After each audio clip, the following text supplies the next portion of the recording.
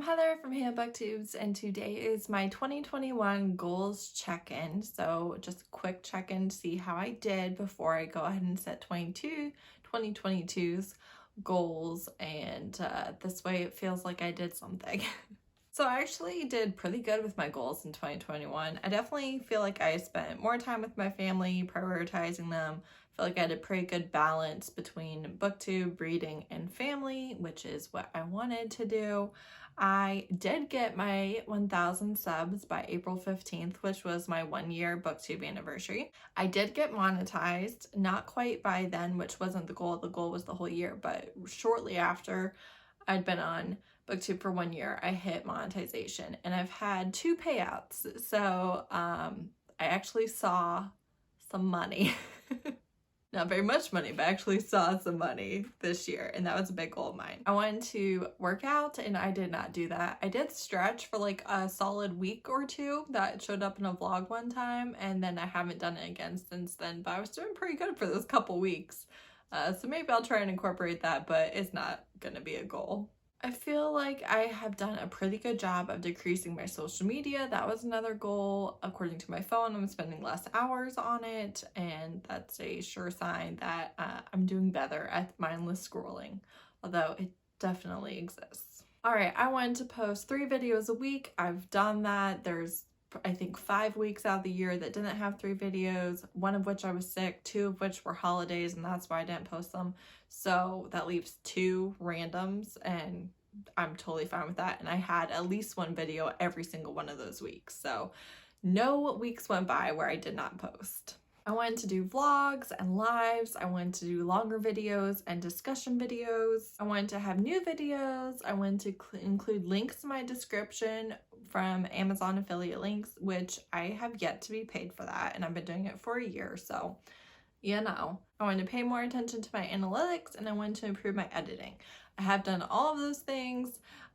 There has been marked progress in all of those areas, and so I'm really happy with my content for the year and what I've been doing with it. I feel like I've improved quite a few things. I feel like there's lots of room for improvement, but I'm not trying to reach perfection. I'm just trying to do the best I can with the amount of effort and attention that works for me, and trying to do small improvements over time, which I've definitely been doing. I also wanted to either read the books on my TBR or leave them behind. This I did. The oldest book on my Goodreads right now I added in May or April, somewhere in there. So nothing that I added to my Goodreads want to read list in 2020 is still on my list. I've been chipping away at the oldest books, and or I just get rid of things that I'm like, you know, I'm clearly not picking this up, even if technically I'm like, well, I might be interested. No, I'm not picking it up. If I want to read it, I'll add it. And if I never remember, then it wasn't that important. The TBR is never ending. You're always going to have new possibilities. So it works fine for me. I wanted to read queer romances. I don't know if it's 100% accurate, but I have read at least 25 queer romances, which is an improvement. It's a lot less than I would kind of like, because I've read over 280 books, so 25 isn't a super large number, but it is definite improvement, and that's what I was going for. I've also found some authors that I really love. Chase Verity, I found them this year. Avita Weiss, I found them this year. Ryan Fox or Georgina Kirsten. R.M. Virtues, Jack Harbin. These are all authors who write queer romances that I really enjoy. So that's kind of always my goal, is to find some authors that I really love, and then I can continue trying to find new authors. But it's great to have fallbacks that, you know, I'm gonna enjoy this, and they write in this marginalization that I really want to make sure that I'm reading. I also want to read 25% diversely. Of the 280 books that I read when I wrote down my notes, it's like a couple more now.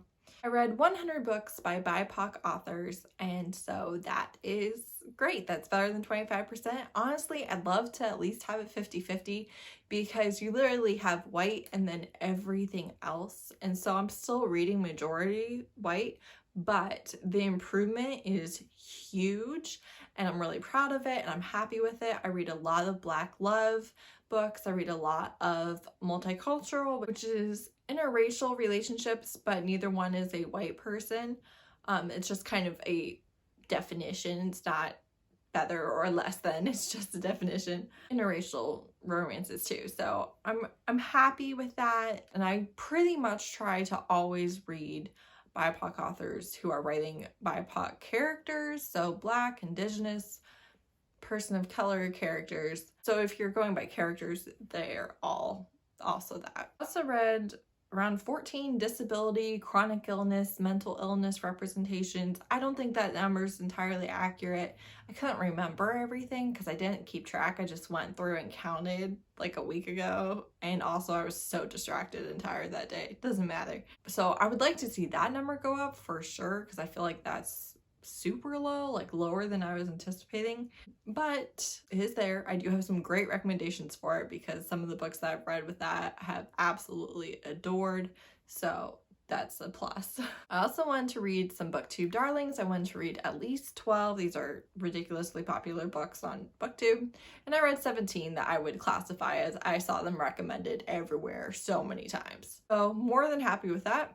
And I also wanted to read 12 non-romance books, and I read 19 non-romance books, so happy with that. Some were nonfiction. One was nonfiction. Some were fantasy. A couple were manga that had no romance in them. A couple were children's fantasy. I think that's pretty much what I read that wasn't romance, but I read a little bit that wasn't romance, and I was perfectly happy with my success. For the things that I added at the mid-year reset video, I did read one nonfiction. It was novella length. It was super short, so that's the only one that I finished. I have multiple that I started and haven't finished. I do intend on finishing that, most of them at least, but it hasn't happened. I have not tried editing on my laptop, which was supposed to happen, but hasn't. And I honestly don't know if I will. I love editing on my phone. It's portable. It's so easy.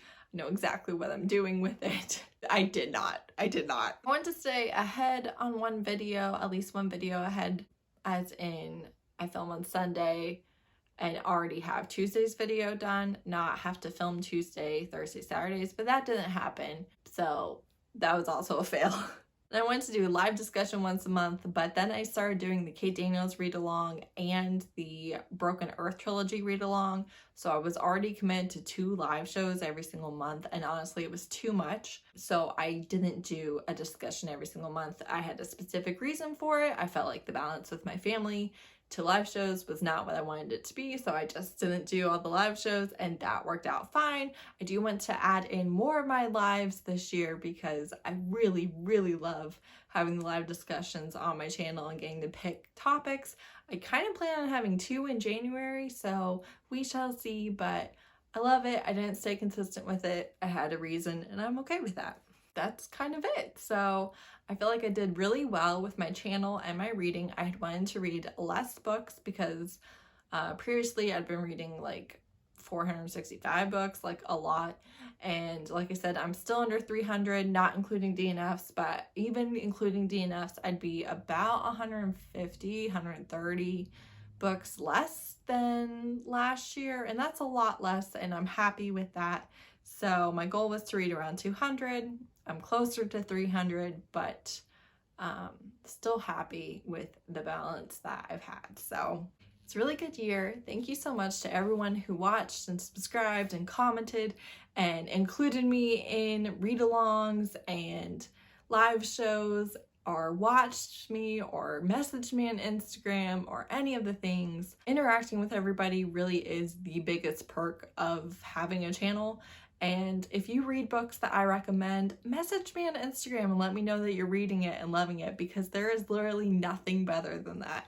So thank you to everyone who helped me get to 1,000 subscribers, helped me get monetized, and made making videos enjoyable by interacting with me either in the comments or in my DMs. So thank you so much. Definitely wouldn't be doing this if it wasn't for the community aspect that I gained through making videos. So I really appreciate all of you. Thank you so much for watching. Bye.